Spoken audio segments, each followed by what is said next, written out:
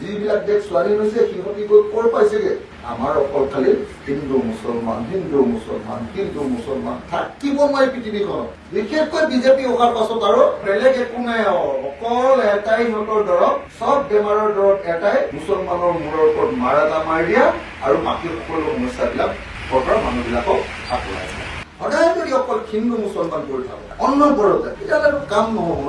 আগতে অকল মিয়া বুলি গালি পাৰিছিলে, এতিয়াতো অকল পুৰা মুছলমান বুলিয়ে দি দিয়ে আৰু শান্তি নাইকিয়া হৈছে। অথচ মোৰ সমষ্টিত যিবিলাক মুছলমান মানুহ আছে সেইবিলাক একেবাৰে ৰজাদিনীয়া মুছলমান। কোনোবাই ভাড়াঘৰত আছে সেইটো বেলেগ কথা, কিন্তু মিয়া গাঁও আমাৰ শিৱসাগৰত আছে নেকি? মইতো দেখা নাই ক'লো।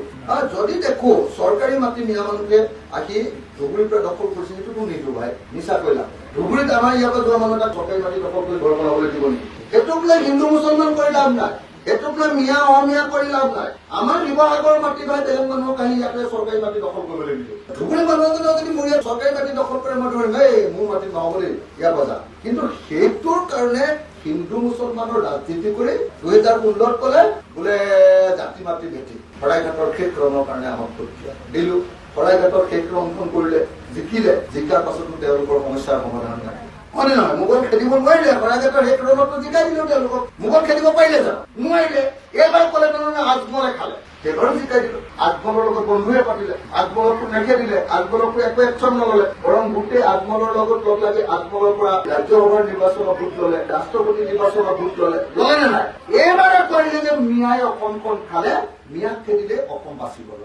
এইবাৰ 3 নম্বৰ ব্লকৰ মন্ত্ৰটো আহিব। দুটা কথা কৈ থাকে যে বিদেশী আহিছে, আমি কৈছো যে বিদেশী আমাৰ চৰকাৰ এইবাৰ যদি আহে, তেতিয়া 1971 চনৰ 25 মাৰ্চৰ পিছত অহা বিদেশী চবকে এটাকে বিচাৰি খেলি NRC কৰি, যিবিলাক 71 চনৰ আগত আহিছে চবকে আইডেণ্টিটি কাৰ্ড দিব, আৰু যিবিলাক পিছত আহিছে তেওঁলোকৰ হাতত আইডেণ্টিটি কাৰ্ড নাথাকিব, তাৰ হাতত আইডেণ্টিটি কাৰ্ড নাথাকিব বিজেপি। নহলে এইটোক লৈ সদায় কিমান খেলা খেলি থাকিব। দ্বিতীয়তে কৈছে যে নাই, এই মিয়া মানুহবিলাক আহি অসমৰ খিলঞ্জীয়া মানুহৰ অধিকাৰ হৰণ হৈছে। সেইকাৰণে আমি কৈছো যে খিলঞ্জীয়া মানুহৰ যদি অধিকাৰ সঁচাকে ৰক্ষা হ'ব লাগে, তেতিয়াহ'লে এটা কাম কৰা যাওক। অসমৰ 6 জনগোষ্ঠী যিটো আছে, জনজাতিকৰণ কৰি দিয়ক, জনজাতিৰ সংখ্যা বেছি হৈ যাব, জনজাতিৰ কাৰণে আসন সংৰক্ষণ থাকে, তেতিয়া আৰু বেলেগৰ পৰা কোনো মানুহ আহি আমাৰ ইয়াত MLA খেলি জিকিব নোৱাৰে।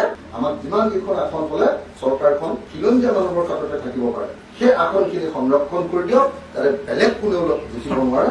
আৰু তাৰ পাছত ওৱান্স ফৰ অল চিৰকালৰ কাৰণে এইটো নাইকিয়া কৰক, আৰু অসমৰ চব খিলঞ্জীয়া মানুহক মাতি দিয়ক। সেইকাৰণে অসমৰ প্ৰত্যেকজন নাগৰিকক কবলৈ আহিছো, এইচব হিন্দু মুছলমানৰ ৰাজনীতি এটা বিজেপিৰ ঠাণ্ডাবাজি ৰাজনীতিৰ বাদ দিয়ক।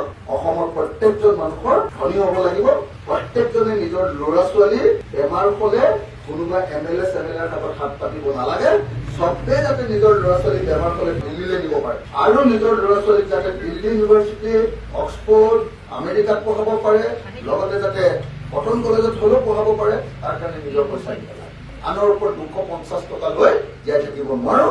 সেইকাৰণে এইবাৰ অভিযান চলাইছো। মই যদি একদিন চৰকাৰত চান্স পাওঁ, পথাৰত পানী যোগান চবৰ খেতি নকৰিলে আকৌ খাজানা বঢ়াই দিম, খেতি কৰিলে আকৌ খাজানা ফ্ৰী দেই, একদম খোলাখুলি কথা। 2 নম্বৰ কথা যে প্ৰত্যেকখন গাঁৱলীয়া সৰু ইণ্ডাষ্ট্ৰী খুলি চবকে চাকৰি দিম, কোনো মানুহ নিবনুৱা হৈ থাকিব নোৱাৰে।